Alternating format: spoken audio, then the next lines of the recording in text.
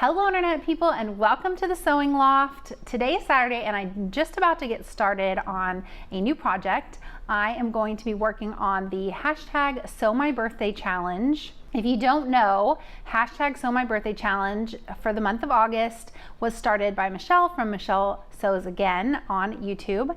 And the idea is that you choose a pattern from the year of your birth, or you sew something taking inspiration from the fashion of the year of your birth.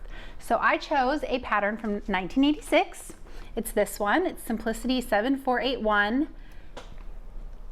And I am going to make the sleeveless version, and it also has an option for a tie belt. So I'm going to do, I'm going to do that as well here.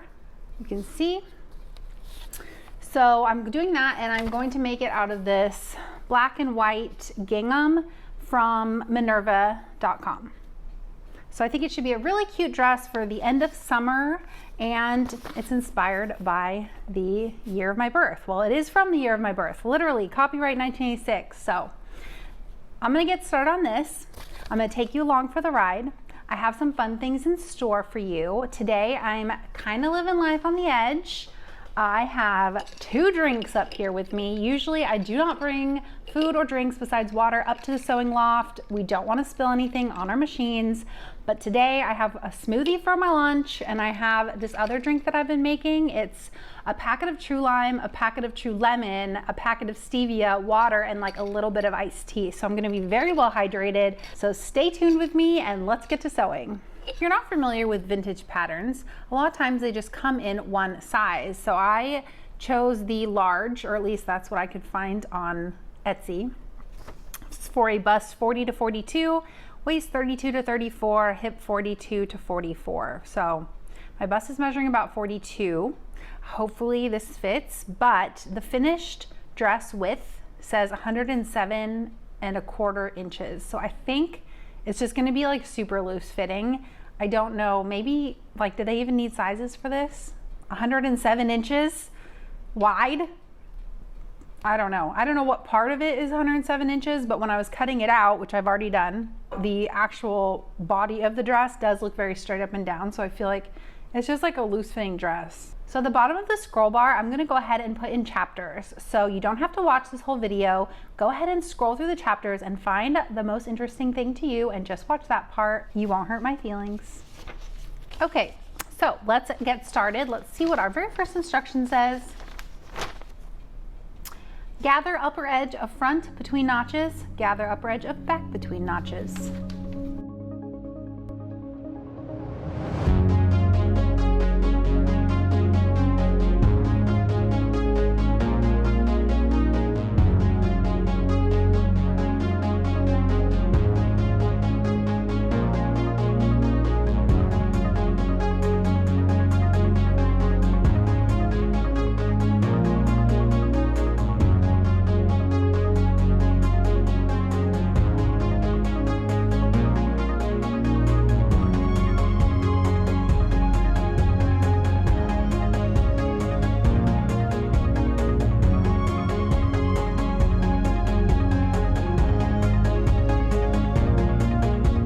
Okay, so I am battling some real perfectionistic tendencies here.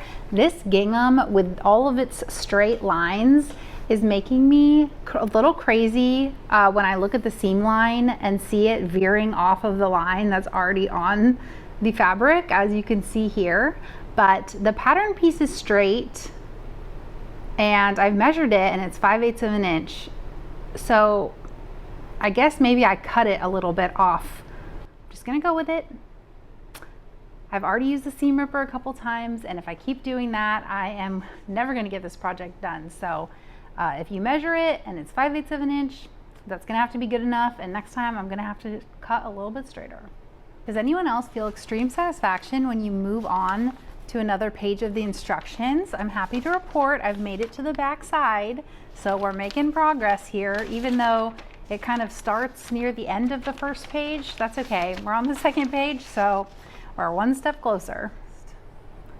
My dress got caught in the serger knife, and I cut a big old gash in it. Look at that. Look, it even started serging it. I don't know what happened. I guess I wasn't being careful, and obviously I wasn't being careful enough. And so somehow it like jumped from here to here. Now, the good thing is some of this will be in the seam allowance. So 5/8 of that will be in the seam allowance, and it's very close to this seam allowance. This is the bottom. This is where the ruffle will attach. So there's really just maybe an inch here that I need to figure out how to patch back together.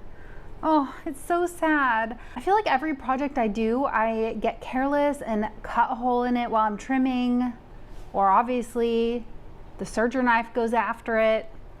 I gotta be more careful. Moral of the story is serger knives, very dangerous. Very, very, very dangerous.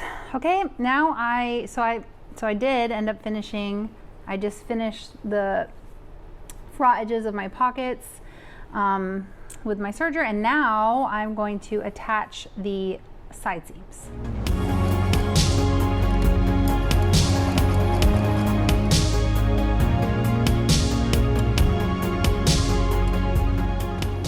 Now I have some exciting news for you guys. I have discovered how to clone myself and time travel.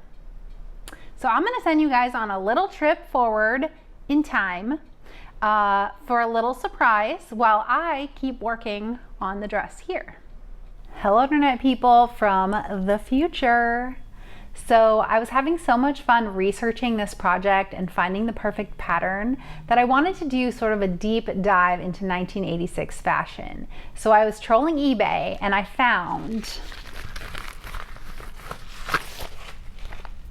a 1986 Vogue pattern magazine. This is the January-February issue. Oh, and I'm so excited. I thought it would be really fun to go through it together. So I know from looking at my YouTube analytics on the back end that some of you were very much cognitively aware in 1986. And so I'm dying to know if you sewed in 1986, if you remember this magazine, if you remember any of these magazines, and if you remember any of the patterns in it. Tell me what it was like to sew in 1986, if you were around, if you were sewing, and if you weren't around in 1986, or maybe you didn't sew in 1986, let me know. Oh, I'm already trying to go through it. Let me know which ones are interesting, which ones you like, which ones you don't like. Let's just chat about it together. So without further ado, I'm gonna take you back up into the loft and set up the camera in a way that we can all see it really well, and we can peruse the Vogue Patterns January-February 1986 edition. Now, originally I was gonna go through the magazine with you for the first time, but I realized it's going to be way more interesting if I have some background information to tell you about. So I went through and pulled out some interesting tidbits of information to tell you about while we go through it together. So it looks like in this magazine we have collections by Bill Blass and Calvin Klein.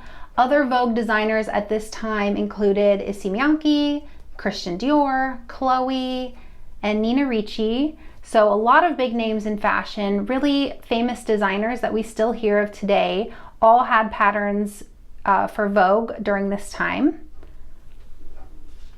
Now I'm gonna go through the magazine, but I can't talk about everything. So if there's something that looks interesting to you, go ahead and pause the video and zoom in so you can get a better look. So first thing we see here is this cute 1980s Pfaff. This is the Pfaff Creative 1471. It was originally released in 1983, and this is the second generation here in 1986. And these are computerized machines actually. And believe it or not, they are still out there on the internet. I'm sure some of you might actually have this machine. I imagine they're very well built. I found a couple on eBay for about $600, and I don't know if that's how much you should pay for a machine like this, but there are a couple out there on eBay for $600, 35-year-old machine. So they must be really good. They must be really well built machines. We have letters to the editor, and the cover design is actually Issey Miyake. It's Vogue 1664, and they made it out of a novelty wool by M. Gravy M. Graby Woolens, and I looked them up. They do still exist. They're based out of New York, and it looks like they manufacture Australian merino wool fabrics, mainly for costumes, for the opera, for theater, for television, things like that. And the editor-in-chief was Marilyn F. Cooperman, and she has a really interesting life. I looked her up. Sadly, she passed away in 2020, but she was born in 1936 in Canada, and she lived in New Zealand before she made her way back to New York City. In the 70s, she had an Art Deco inspired clothing line, and then she was the fashion director for 17 magazine, and then she became the editor-in-chief for Simplicity, then she became the editor-in-chief for Vogue Patterns. In the 90s, she launched a jewelry brand, and her jewelry was worn by celebrities and political figures and even some royalty. And she even has some of her jewelry as part of special collections in a couple different museums on the East Coast.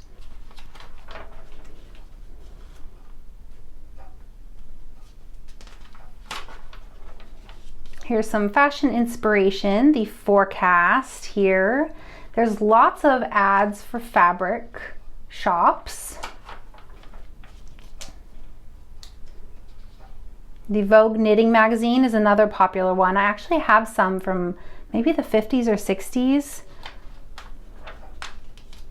Here's some information on fitting essentials. Looks like whoever owned this before underlined this section. For skirts and pants, select the pattern size which comes closest to your waist measurement, unless your hips are out of proportion to your waist.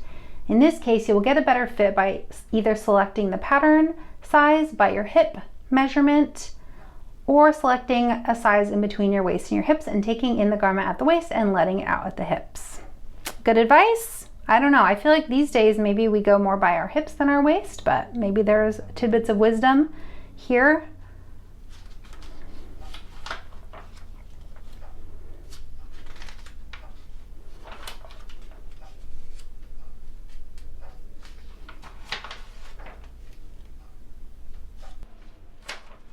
Look at these 1980s Berninas, all laid out like they're in a museum. So cute.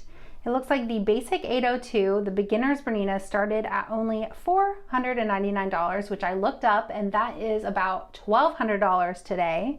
Berninas, always pricey, always well-built machines though.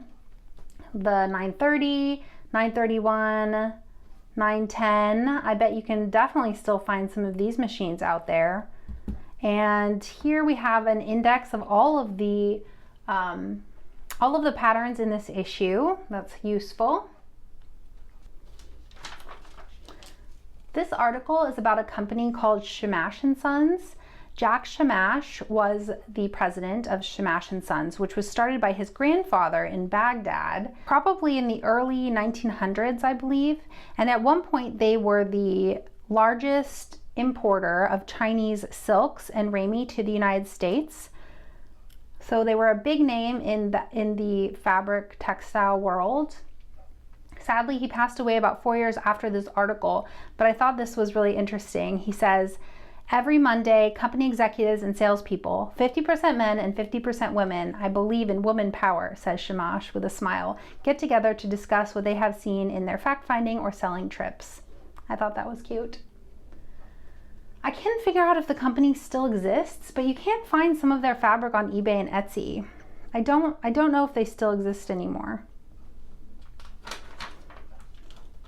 Britex Fabrics, that still exists in San Francisco. I've never been, but I know they're quite popular.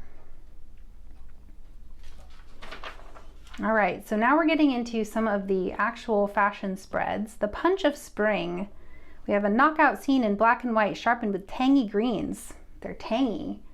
So these are very easy Vogue patterns here.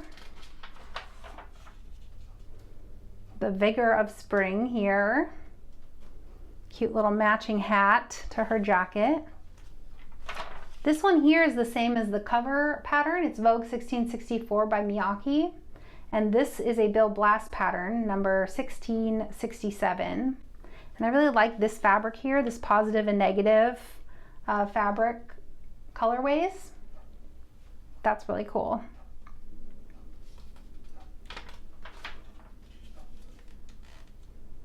This feels very 80s. This print feels very 80s. Look at that look. I kind of like it. I'm into it. The hat and the earrings, the red, bold red jacket. It's very, very 80s looking to me. Look at that. She even has gloves. She has gloves too. We should bring back gloves.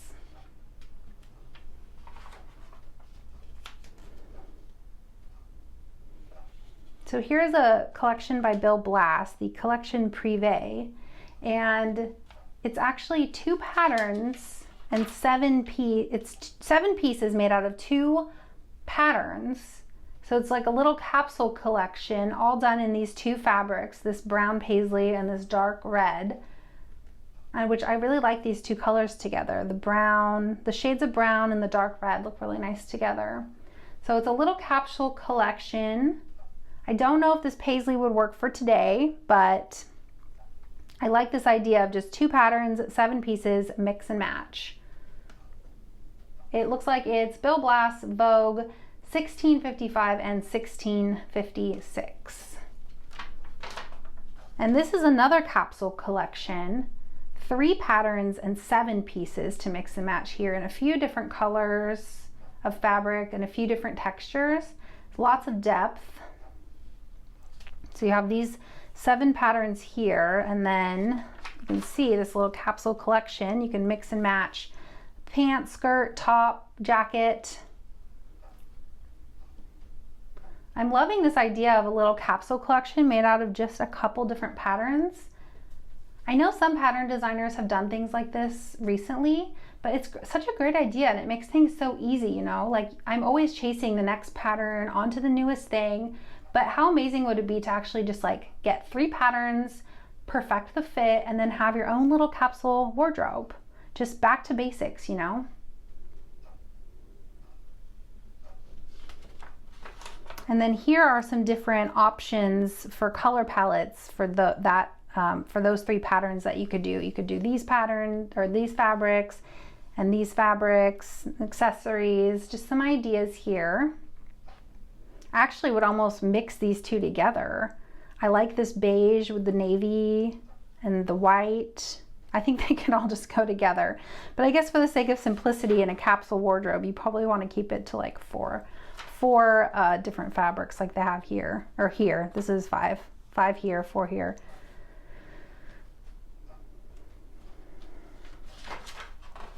So here are a couple Chloe patterns, and wow, look at those shoulder pads. That is all kinds of 80s here on this page. I kind of like the long matching dusters. They seem kind of like they could be contemporary, especially this one. This one almost looks like athleisure to me.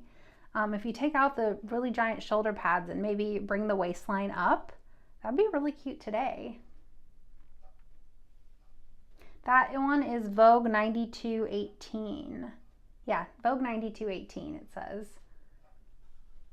They do look a little top heavy with the shoulders, but if you take out some of the shoulders, some of these little matching jacket sets, I think they could be kind of cute.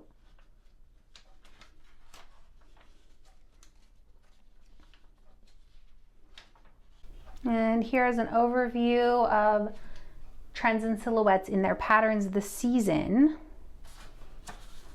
Here, I'll let you look at this page. And then you can see this page here. So all of the different details they've included for this season in their patterns. You can see this 1664, this is the cover one again. See, you have an asymmetrical closure, a strong shoulder, elongated banded closure, side back vents, mid-thigh length, tapered stirrup pants. Oh, so 80s, I love it.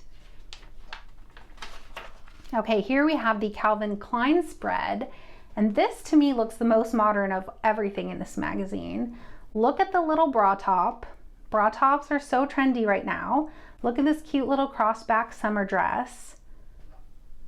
So on trend, and again, we have a couple different patterns to mix and match. Look at that. Okay, without the jacket, this little bustier with these little tapered pants, that's cute. That is a cute look. That's a cute look. That's a cute look. Not like I could pull that off, but it's a cute look.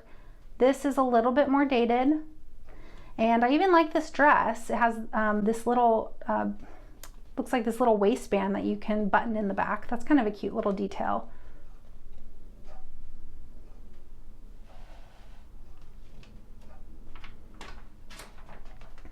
Yeah, look at that. That is so cute. That is so cute. Loving this spread here. And look, they are showing you which patterns to mix and match, or which ones they're mixing and matching. This is 1 and 2, 1, 2, and 3. It corresponds here. So you have the tops, the pants, the jacket and skirt, and the dress. Another little capsule collection.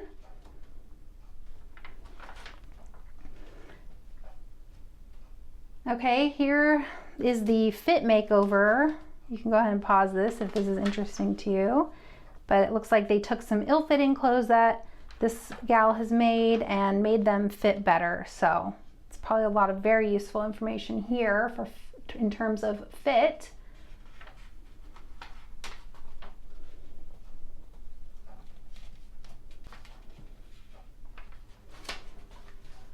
Okay, the look of suede. We have a couple outfits made in ultra suede.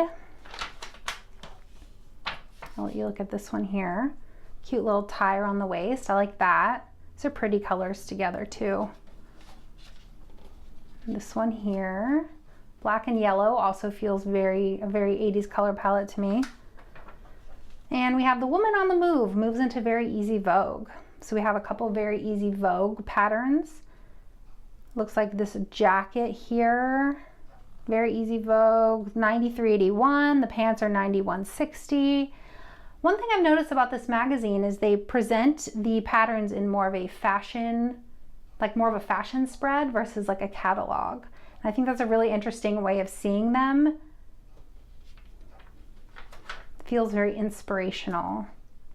It feels more inspirational, I guess, than just like the catalog style where you just see a pose model and then the pattern, pose model pattern. You can see they're doing other things. This one is having lunch. Maybe she's on a date. You can imagine, you know, if you get this pattern, maybe you can go on a date with this potentially handsome man too.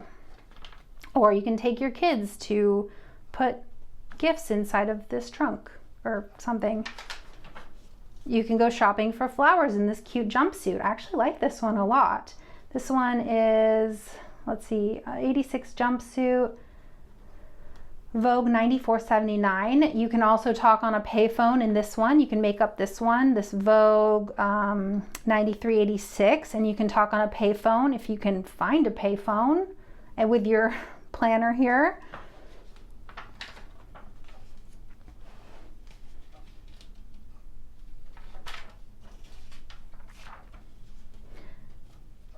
And now it looks like we're getting into the ad portion of the magazine.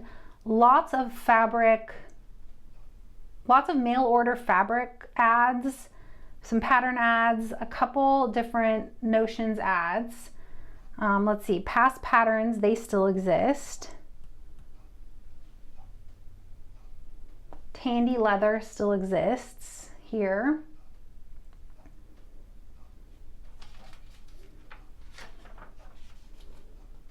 Stretch and sew fabrics, that's recognizable. Here we have Power Sewing by Sandra Betzina.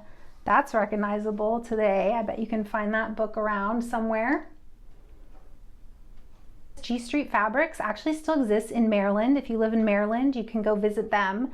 It was a very popular store for workers to spend lunch hours searching for career fabrics. And eventually the flagship store grew so big that in 1983 it moved to this Rockville location. So look at that. These companies paid for advertising 35 years ago in 1986, and it is still working for them. If you live in Maryland, do you know about G Street Fabrics? Maybe go give them a visit. That's kind of funny. I wonder what they would have to say about that. They're in it for the long game, I guess. This I thought was interesting. So this is a pinless cutting board, and basically it's magnetic, and so you don't have to use pins. I guess the magnets, you put these magnets on your fabric and they hold it down. And I guess if this was like a resounding success, we'd probably all still be using magnetic cutting boards but I thought that was kind of an intriguing idea. I'm guessing it doesn't work as well as it seems, since I've never heard of it before. Folkwear, they still exist. Thai silks, that's a very popular silk fabric store as well, still around. There's lots of fabric clubs here, and I'm guessing that fabric clubs were a popular way to discover new fabric at this time, in the time before the internet. I guess maybe you subscribed to a fabric club and then you were able to discover more fabrics, new fabrics. And here's all the back views and yardages of everything in the magazine.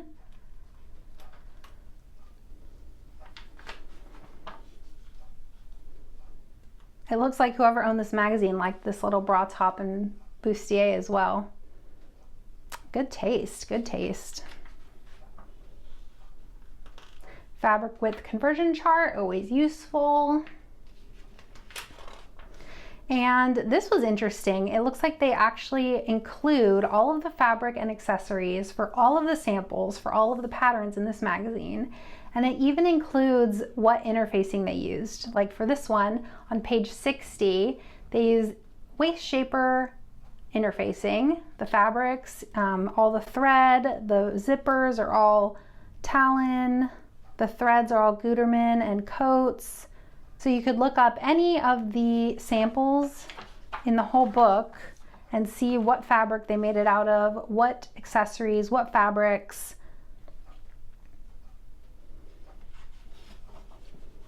And on the back here, Lamis, if you don't know, I looked up, is an artificial suede. It was developed in the 1980s.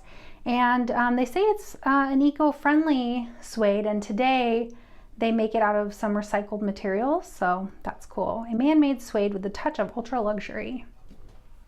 All right, that is the Vogue January-February 1986 issue. Do you feel like you're ready to sew some 1980s spring fashion? I had better get back to sewing my own 1986 dress. By the way, nothing in this magazine actually looks anything like the dress that I chose. So maybe it wasn't the most on-trend pattern, but that's okay. I think it's still pretty cute. So let's get back to the sewing.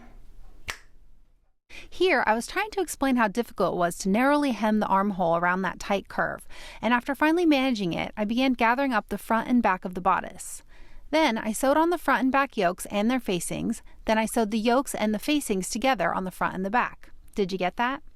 Finally, I had something resembling the dress, so I got to work on the lower ruffle. After attempting a few different gathering methods, I settled on the old-fashioned way and gathered it by hand. I did this mainly to cover up the giant hole that I had. Remember that thing? I ended up sewing the ruffle to the lower part of the dress with a 2-inch seam allowance, which encased the hole that was then serged off. In the end, that shortened the dress by 2 inches, which ended up being the perfect length. I couldn't have planned it better myself.